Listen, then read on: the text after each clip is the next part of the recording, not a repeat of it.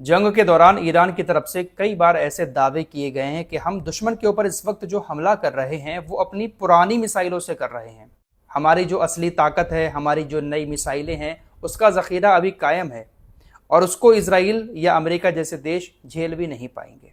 फिलहाल ईरान के विदेश मंत्री अब्बास अरागची के हवाले से अभी यह खबर चल रही है कि उन्होंने ये दावा किया है कि ईरान का जो पुरानी मिसाइलों का भंडार था वो तकरीबन अब ख़त्म हो चुका है। दुश्मन अब इस्लामिक गणराज्य की असली ताकत को देखेगा, जिसमें खुर्रमशहर 4 और खैबर मिसाइल शामिल है। पुरानी मिसाइलों का भंडार अब ख़त्म हो चुका है और अब नई मिसाइलों को इस्तेमाल करने का दौर आ चुका है।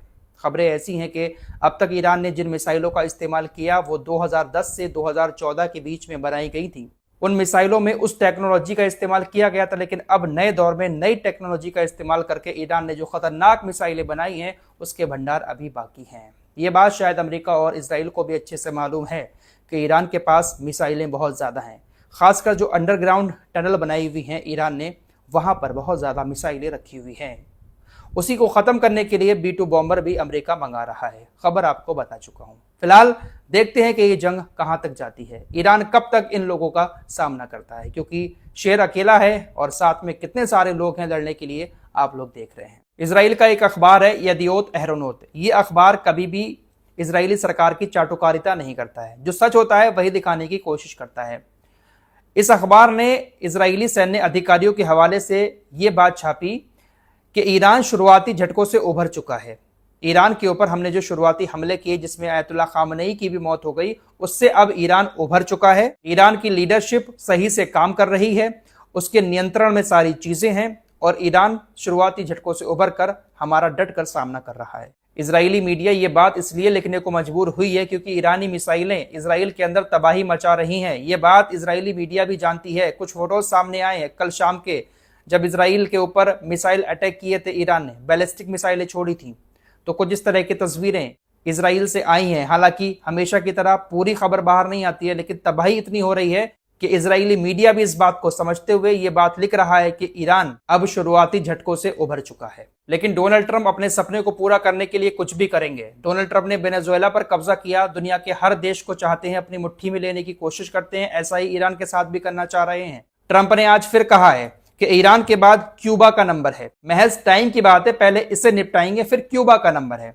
क्यूबा पर भी नजर है अमेरिका की, ग्रीनलैंड की वजह से क्यूबा को भी ये अपने कब्जे में करना चाहता है। कहीं ऐसा ना हो कि ईरान को कब्जे में करने का सपना ट्रंप का सपना ही ना रह जाए। ईरान के हमलों की वजह से अरबी देशों में सबसे ज्यादा आर्थिक नुकसान, पैसे का नुकसान किसी को हुआ है तो वो यूएई है। सुबह की रिपोर्ट में आप लोगों को ये जानकारी दे भी चुका हूं सबूत के साथ। यूएई को सबसे ज्यादा नुकसान हुआ है, तो अब यूएई ईरान के ऊपर एक एक्शन लेने जा रहा है। दरअसल यूएई के अंदर ईरान की अरबों रुपए की संपत्ति मौजूद है। बहुत सारे हेडक्वार्टर हैं, बहुत सारी संपत्ति ईरान की यूएई के अंदर है। उसी संपत्ति को अब यूएई फ्रीज करने जा रहा है। यूएई के अधिकारियों ने पर्सनली ये चेतावनी ईरान को दे दी है कि आपकी जो भी संपत्तियां यूएई के अंदर है, जो अरबों खरबों रुपए की हैं, उनको हम फ्रीज कर देंगे अगर आप हमारे ऊपर ऐसे ही हमले करते रहेंगे। दरअसल यूएई के अंदर ईरान की कई सारी बड़ी बड़ी कंपनियां भी चल रही हैं। बहुत सारा पैसा यूएई के जरिए ईरान में आता है। अगर उन तमाम संपत्तियों को यूएई जब्त करने की धमकी दे रहा है तो कहीं ना कहीं यूएई की वजह से ईरान को ये आर्थिक नुकसान उठाना पड़ सकता है। लेकिन इस वक्त ईरान किसी के नहीं सुन रहा है। ईरान को इस वक्त पैसा नहीं दिख रहा है, ईरान को इस वक्त अपनी साख दिख रही है। अगर ईरान घुटने टेक देता है यहां पर तो ईरान पूरी तरह से इनका गुलाम बन जाएगा। तो भले ही कितने भी प्रतिबंध लगाने की धमकियां यूएई दे रहा हो, लेकिन ईरान शायद झुकेगा नहीं। ईरान सभी इस्लामिक देशों से यह बात कह रहा है कि हम आपके ऊपर हमले नहीं कर रहे हैं, हम जो हमले कर रहे हैं वो आपके अमरीकी ठिकानों पर कर रहे हैं, अमरीकी सेना के अधिकारियों पर कर रहे हैं, चाहे फिर वो आपके होटल में बैठा हुआ हो या आपके किसी बेस पर बैठा हुआ हो। दरअसल यूएई इसलिए ज्यादा बौखलाया हुआ है क्योंकि ईरान ने तकरीबन 1000 से ज्यादा ड्रोन और मिसाइलें यूएई पर अकेले मारी हैं। ईरान ने दुबई इंटरनेशनल एयरपोर्ट को निशाना बनाया, जेबल अली बंदरगाह पर आग लगा दी, बुर्ज अल अरब के पास के होटलों को निशाना बनाया। इन्हीं सारी चीजों को देखते हुए यूएई ईरान की अरबों रुपए की संपत्ति को फ्रीज कर सकता है। अगर ऐसा कर देता है यूएई तो ईरान की कहीं ना कहीं आर्थिक रूप से कमर टूट जाएगी। बहरीन के गृह मंत्रालय की तरफ से बताया गया है कि ईरानी हमलों में नागरिक सुविधाओं को निशाना बनाया गया है, जिसमें भौतिक क्षति हुई लेकिन कोई हताहत नहीं हुआ। बहरीन के अधिकारियों का कहना है कि ईरान ने 2 होटल और एक आवासीय इमारत को निशाना बनाया है। दरअसल ईरान ने बहरीन के जिस होटल को निशाना बनाया, रॉयटर्स की रिपोर्ट के मुताबिक बहरीन के फाइनेंशियल हार्बर में ये एक बहुत ऊंची इमारत थी जिस पर ईरानी ड्रोन से हमला किया गया था। बहरीन के मनामा में इजरायली दूतावास का यहां पर मुख्यालय है। इस बिल्डिंग में इजरायली दूतावास का मुख्यालय बताया जा रहा है, जिस बिल्डिंग पर ईरान के ड्रोन से हमला किया गया है।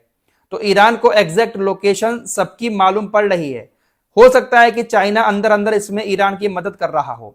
चाइना के सैटेलाइट नजर रख रहे हैं पूरे मिडिल ईस्ट पर, और कई सारे ठिकानों की जंग से पहले भी सैटेलाइट इमेजेस जारी की गई थी अमेरिका के ठिकाने जो मिडिल ईस्ट के अंदर है। तो हो सकता है कि चाइना अंदर अंदर ईरान को खुफिया जानकारी सैटेलाइट के जरिए देता हो। अभी अभी कुछ और सैटेलाइट इमेजेस सामने आई हैं जिसमें देखा गया है कि यूएई के अल फुजैरा बंदरगाह पर तेल टर्मिनल पर ईरानी हमले के बाद कंटेनरों में आग लग गई है।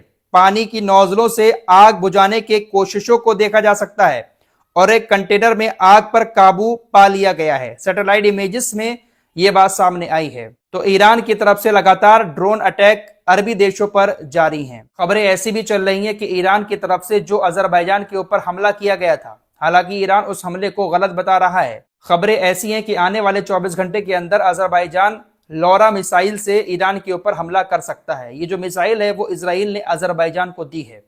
अगर ऐसा होता है तो फिर एक और नया बवाल मिडिल ईस्ट में हमें देखने को मिल सकता है। हमले की धमकी तुर्की की तरफ से भी ईरान को दी जा रही है कि हमें अधिकार है पलटवार करने का। फिलहाल अमेरिका इजराइल की एयर स्ट्राइक भी जारी है। लगातार मैं आप लोगों को बता रहा हूं कि अमेरिका इजराइल हर उस चीज को निशाना बनाते हैं जिससे कहीं ना कहीं उस देश के लोगों की रोजी रोटी चल रही होती है। ईरान के इंफ्रास्ट्रक्चर को निशाना बनाया जा रहा है। रेड क्रिसेंट की टीम पर अमेरिकी इजरायली हमले हुए हैं ईरान के पश्चिमी शहर महाबाद में। रेड क्रिसेंट की इमारत को पूरी तरह से खत्म कर दिया गया है। ये जो रेड क्रिसेंट है ये ईरान के अंदर कहीं पर भी हमला होता है सर्च ऑपरेशन करती है। बहुत काम की टीम है, बहुत ज्यादा लोगों की हेल्प रेड क्रिसेंट की तरफ से की जाती है। फिलहाल एक बिल्डिंग को तबाह कर दिया गया। नुकसान ईरान को भी हर जगह पर बहुत ज्यादा हो रहा है। अमेरिकी सेना ने हवाई हमले किए ईरान के एक युद्धपोत आयरिस मकरान पर, जिसकी वजह से वो पूरी तरह से खत्म हो गया। ईरान का सबसे बड़ा नौसैनिक पोत और एक विशेष अभियान मोबाइल बेस था जिसे घरेलू बंदरगाहों से दूर लंबी दूरी के अभियानों में सहायता के लिए डिजाइन किया गया था। इसे मूल रूप से जापान में एक वाणिज्य पोत के रूप में बनाया गया था, लेकिन बाद में इसे खरीदकर सैन्य सहायता पोत के रूप में परिवर्तित कर दिया गया और 2021 की शुरुआत में आयरिन दक्षिणी बड़े बेड़े में शामिल हो गया। ईरान का ये पोत 230 मीटर लंबा था और इसमें लगभग 1 दर्जन हेलीकॉप्टरों के लिए एक विशाल उड़ान डेक, बड़ी संख्या में ड्रोन ईंधन, लॉजिस्टिक्स भंडार और बार बार आपूर्ति के लिए लंबे टाइम तक तैनाती के लिए एक तैरते हुए अड्डे के रूप में काम करने की क्षमता थी। बहुत बड़ा ये एक विमान वाहक पोत था ईरान का। इसको हमला करके काफी हद तक नुकसान पहुंचाया गया है। जंग अभी जारी है। लेटेस्ट अपडेट के लिए हमारे साथ जुड़े रहिए।